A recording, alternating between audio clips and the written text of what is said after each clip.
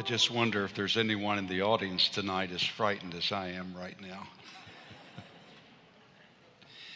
It's such a joy to be with you and to be here at Lipscomb and to be a part of this great celebration, to have enjoyed so many of the presentations that have been made.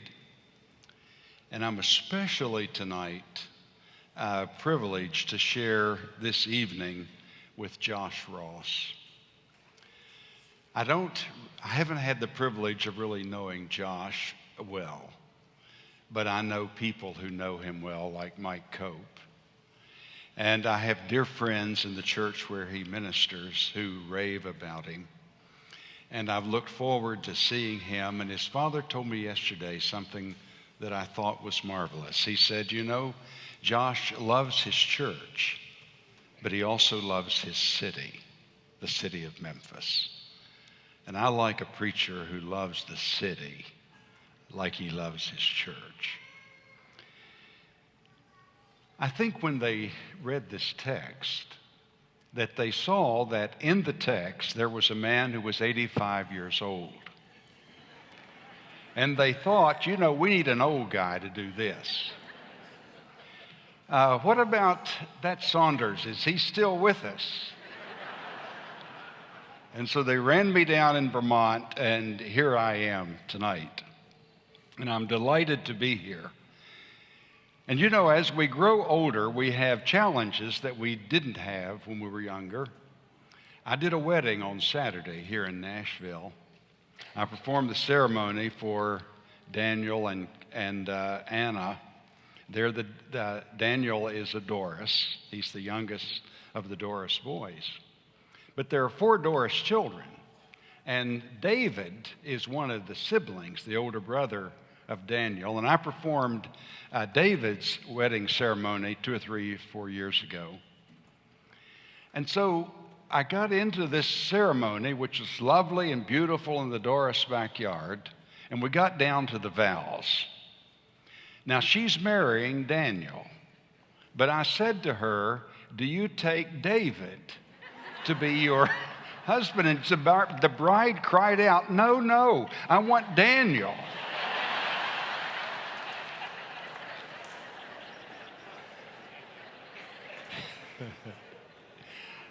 I guess I was about to make David a bigamist.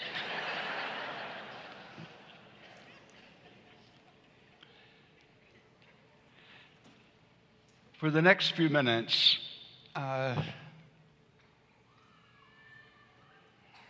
maybe this will be more a plea than it is anything else. I like this text that is before us, and before I address the text, I'd like for us to think and just recall a few things about our world. And when I speak of the challenges of the world, I'm not speaking simply of challenges that threaten faith. There are some of these challenges that are glorious in their nature. You know all the challenges, and I'm just going to list them briefly. Some of them are disturbing and give us pause, like the rise of atheism. There are communities of atheists being formed in cities all across this land, and that's of concern. There is the challenge of evolution that puts pressure on the way we think about our world and the way we think about ourselves. There's a challenge of cosmology that has looked so many billions of miles into space, and we're just one tiny little speck, maybe among multiple universes. And it makes us sometimes wonder, having looked that far, where is heaven? Where is hell?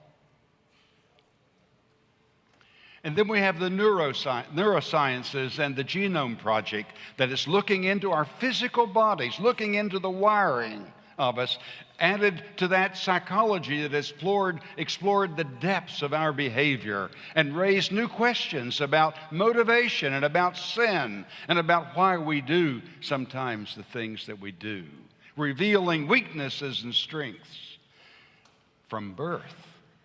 That's a great challenge. Globalization, we used to send missionaries to all parts of the earth, but now all parts of the earth have moved in next door. They're in our shops and our stores. And then we have all the social issues. What seems like continuous war, questions of same-sex attraction, questions of immigration, the mass shootings, and then, of course, the two great threats to the race itself, the proliferation of nuclear weapons, which could nearly erase us from the face of the earth, and then the threat of climate change. Now, so the question that I want to raise tonight is, we sing the songs, we pray the prayers, we speak of the mighty God, we speak of God as creator of heaven and earth. But before our world, before these challenges, where do we stand? In our text, there were some who stood with melting hearts. In one other of the texts, it says, we feel like we're just grasshoppers in the land, that we will be overtaken and overwhelmed.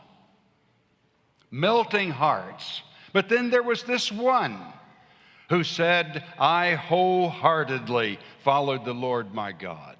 Notice the difference. Two ways to stand. One with melting heart, one with fear and trembling, and the other with wholeheartedness. And each one of us, we have to decide in times like this where we're going to stand.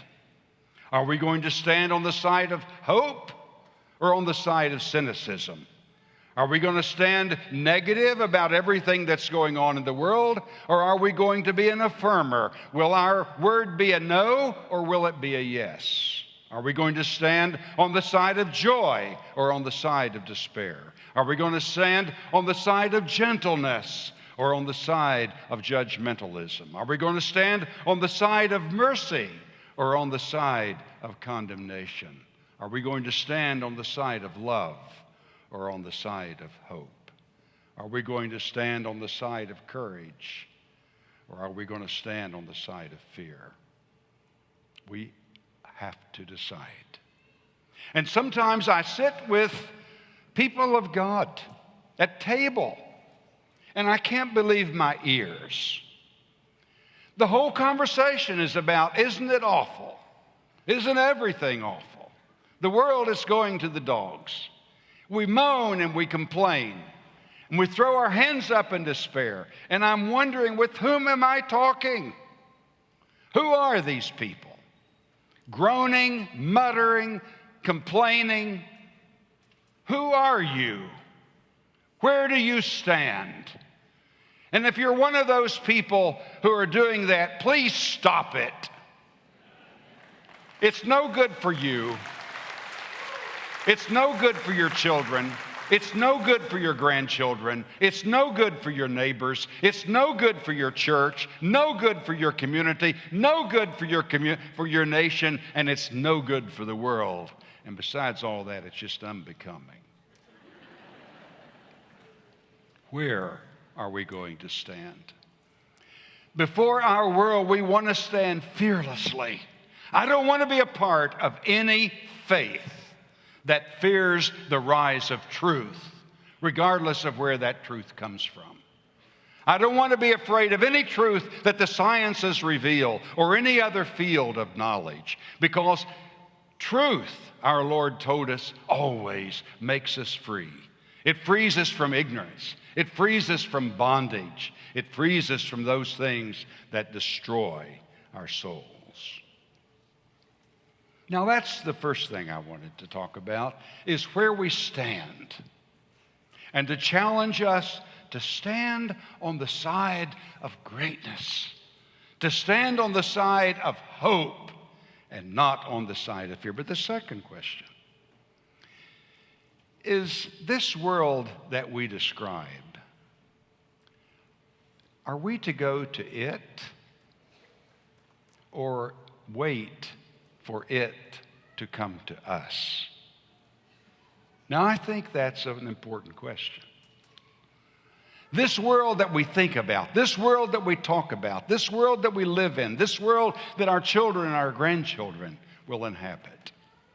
Do we, as the people of God, do we go to that world, or do we wait for that world to come to us? Now, we know that wars are not won when the soldiers stay in the barracks. We know that football games are not won if the players stay in the huddle. There's a line that you have to break and go out to. Bread does not accomplish its mission in the world if it stays in an oven. Salt does not accomplish its mission if it stays in a shaker. And even Superman knew that. Superman saw a phone booth, and he darted in. But when he got in, he didn't become all enamored with the phone booth. He didn't say, well, I like it in here. It feels safe. It feels cozy. I just think I'll stay here. No, it was a quick change. And out he went to conquer the world. And churches cannot stay in their buildings. It is not in that building that we will reach the world. It's there that we come for the quick change. It's there we come for the strategy, come for the energy, come for the nourishment to go out and to serve our world. It's easy for us to talk about the world, but it's something else to go to the world. I'm sorry I stepped on your applause.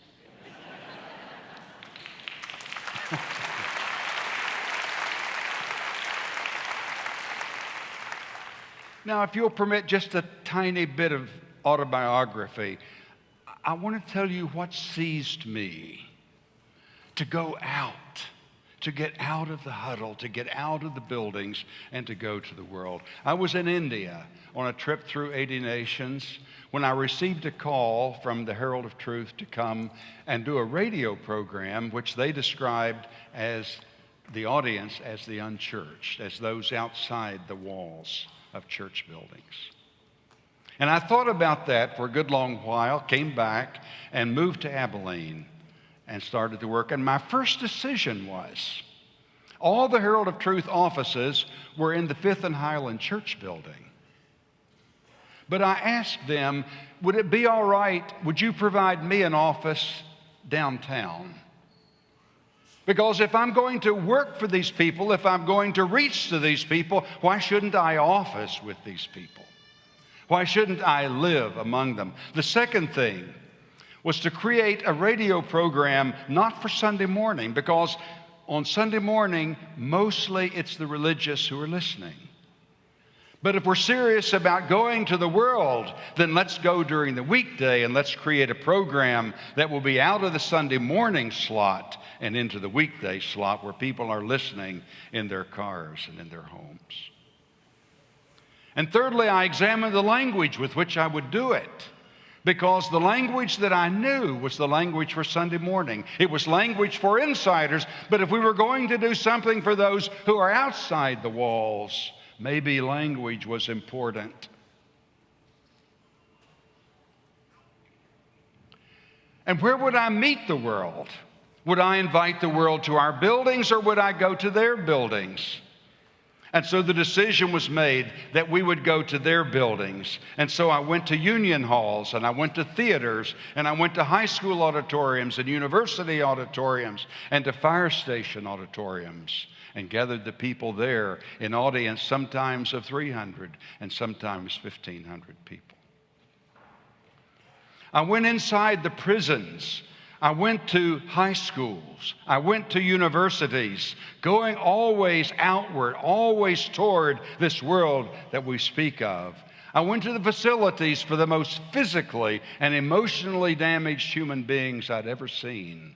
I went there to tell them the story of love and healing and compassion. I went to the children of Native Americans who had been rejected, who had been physically and sexually abused, and who suffered from alcohol and drug addictions. It was a decision that was made somehow to take this message of life, this message of abundance, and somehow move it outside our buildings, move it into the midst of the world, and stand there and declare. And what do we do when we get there? I can remember so vividly the first audiences that I addressed outside and how frightening it was. What was I to say? And the first thing I thought was, when you stand before those audiences, Jesus stands before those audiences. Because I believe Christ in you, the hope of glory. And so if I stand there, Christ stands. When I went into the prison, Christ went into the prisons. When I went into the facilities for the disadvantaged, Christ went with me. When I went to high school students, Christ was there. When to university students, Christ was there. When to audiences in the midst of communities, Christ was there. Christ was always there. And I always knew that Christ wanted that audience more than I ever dreamed. That we have to be serious. It's not us going in our own power. When we go, Christ goes if we're Christ's people.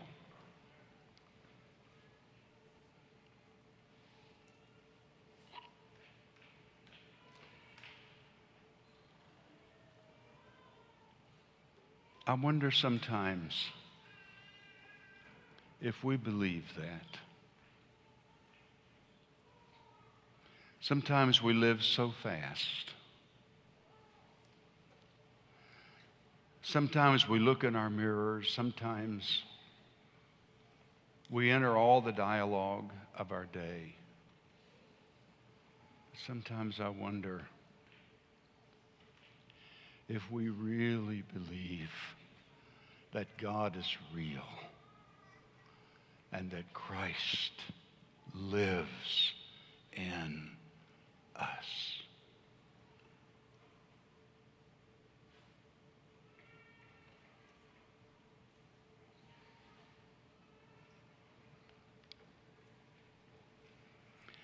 And when we go, we sow seed.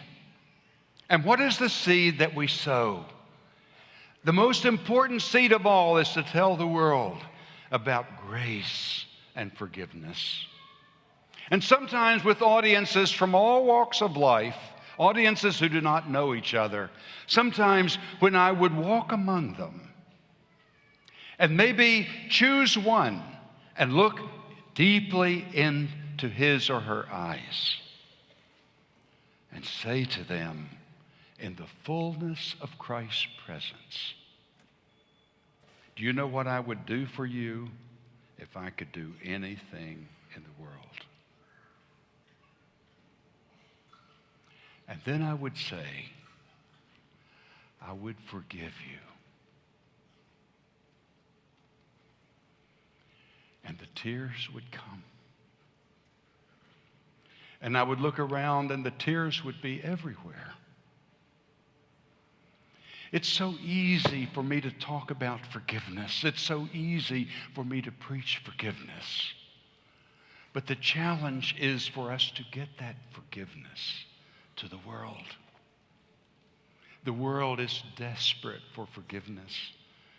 It is so easy for us to catalog all the wrongs of the world, everything, all the sins of the world.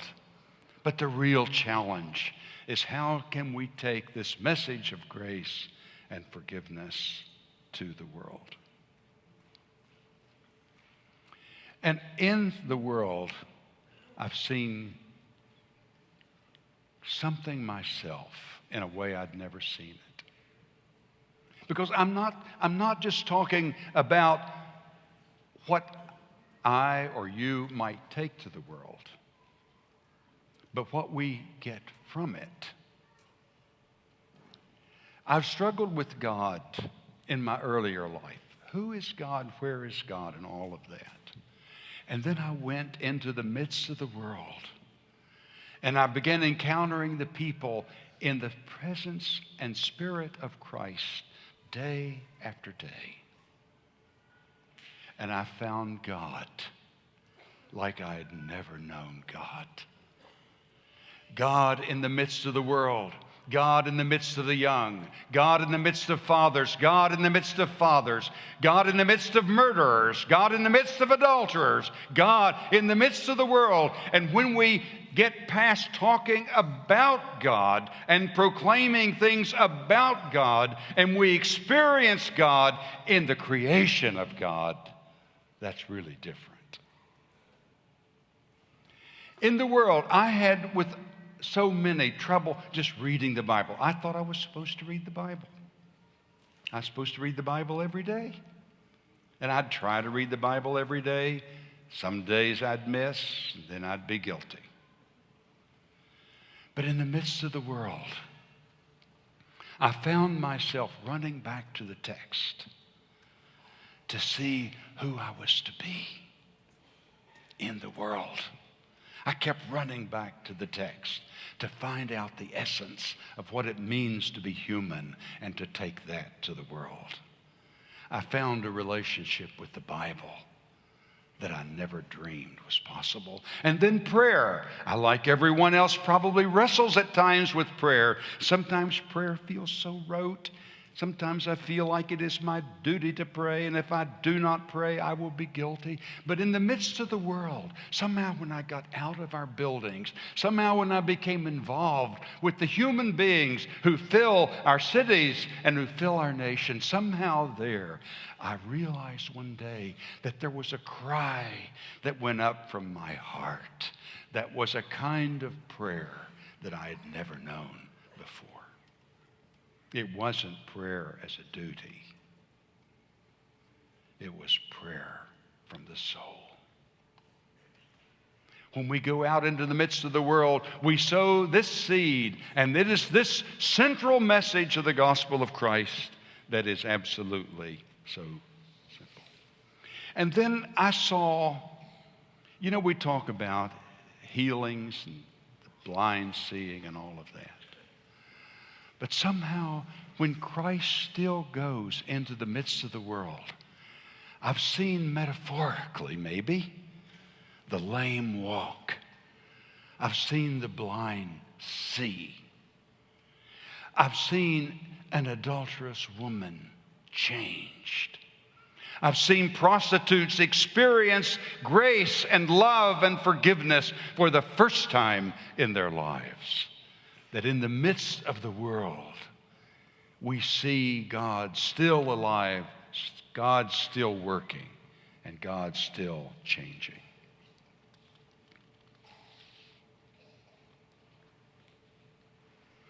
I want to say just a word about what's happening now, and then we'll close. In Joshua, they were living between two worlds. There was the world that had been, that they'd been a part of, and then there was this world to which they're journeying. And maybe we're standing at such a place as that. Maybe we're between two worlds. Maybe we're between one world that is dying and one world that is being born. I think sometimes I meet young adults who were born in the 90s. I don't know why that shocks me. It just seems, and some born after the year 2000. And I guess probably there were some born today. And I can just imagine in the year maybe 2114, some old guy raising his head and saying, yeah, I was born way back in 2014. I wonder what his world will look like then, 100 years from now. Maybe we're in a time when we're sloughing off some things that need to be sloughed off. Maybe we're sloughing off some barnacles. Maybe we're throwing overboard some dead weight. Maybe we're getting rid of some bad baggage. On God. Yes, there are many challenges to God today.